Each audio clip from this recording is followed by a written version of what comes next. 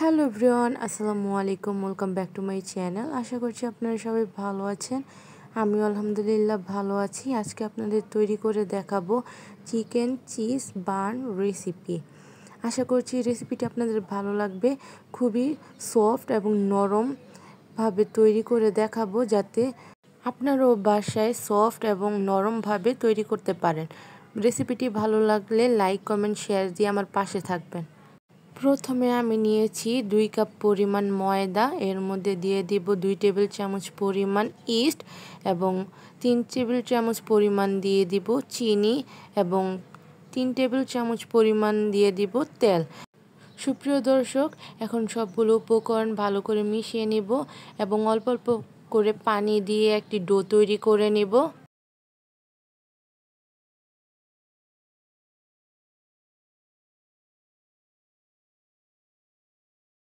সুপ্রিয় দর্শক, ডো তৈরি করা হয়ে গেছে। এখন আমি রেস্টে রেখে দিব।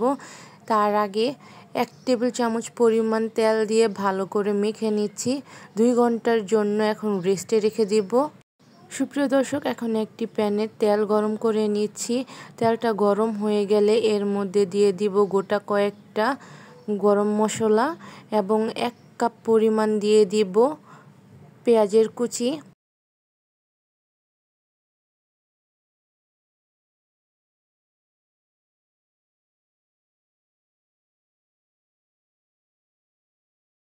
পেঁয়াজটা ব্রাউন কালার হয়ে আসলে এর মধ্যে দিয়ে দিব চিকেন কিমা। সুপ্রিয় দর্শক, চিকেন কিমা দেওয়ার পর এখন চিকেনগুলোকে ভালো করে ভেজে নিতে হবে।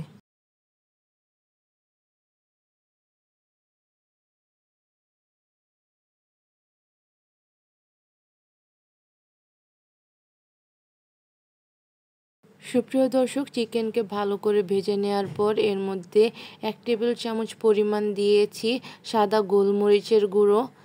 সাদা গোলমরিচের গুঁড়ো দেওয়ার পর এখন দিয়ে দিব স্বাদ মতো লবণ।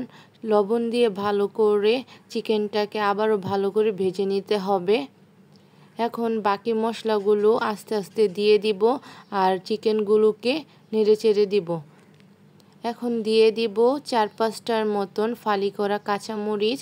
কাঁচামরিচ দিয়ে আবারও ভালো করে চিকেনের কিমাকে ভালো করে ভেজে নিতে হবে।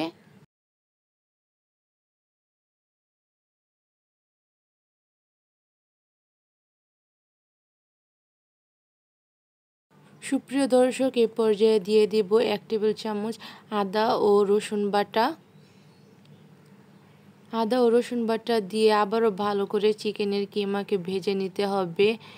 এরপর দিয়ে দিব 1 টেবিল চামচ পরিমাণ জিরা গুঁড়ো এবং 1 টেবিল চামচ পরিমাণ দিয়ে দিব গরম মশলার গুঁড়ো।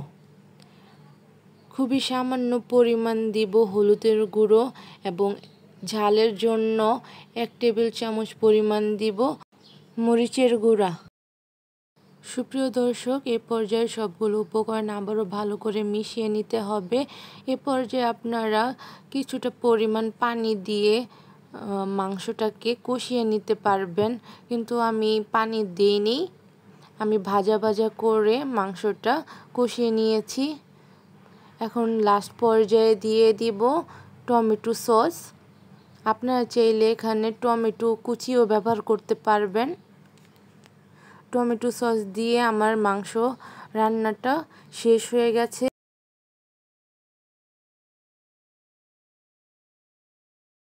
সুপ্রিয় দর্শক, 2 ঘন্টার পর ঢাকনা উঠিয়ে ডোটা ডাবল হয়ে গেছে। এখন চেপে চেপে ভেতর থেকে বাতাসটা বের করে নিব।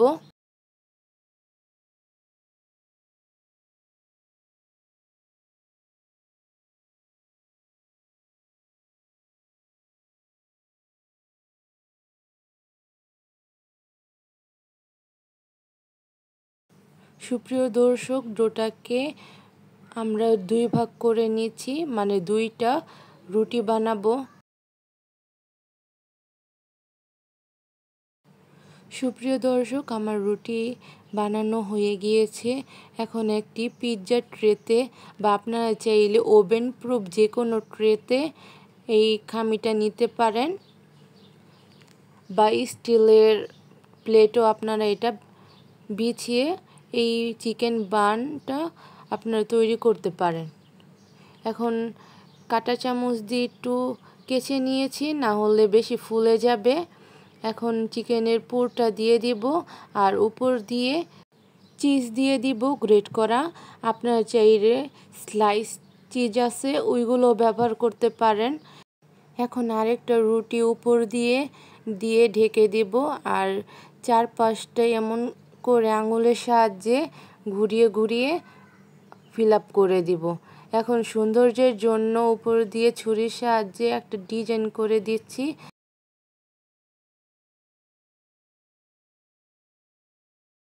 সুপ্রিয় দর্শক, এখন এই চিকেন চিজ বানটা চুলার মধ্যে দিয়ে দিব আর 20 মিনিটের জন্য ঢাকনা দিয়ে রান্না করতে থাকবো।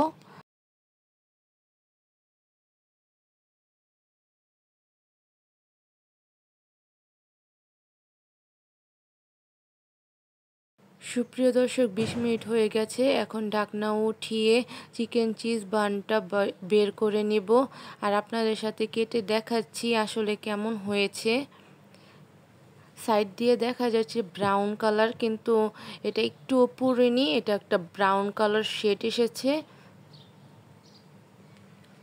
আর আপনাদের একটি চাকুর সাহায্যে আপনাদের কেটে দেখাচ্ছি যে ভিতরে চিজি।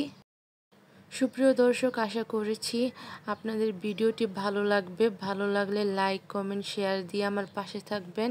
ফ্রেন্ড অ্যান্ড ফ্যামিলির সাথে আমার রেসিপিগুলি শেয়ার করতে পারেন বা আপনারও বাসায় রেসিপিগুলি ট্রাই করতে পারেন। ট্রাই করে আমাকে কমেন্ট বক্সে জানাবেন যে কেমন হয়েছে। অন্য কোনো নতুন ভিডিও নিয়ে আপনাদের মাঝে আবার হাজির হব। সেই পর্যন্ত আপনারা সুস্থ থাকবেন, ভালো থাকবেন, আমার জন্য দোয়া করবেন।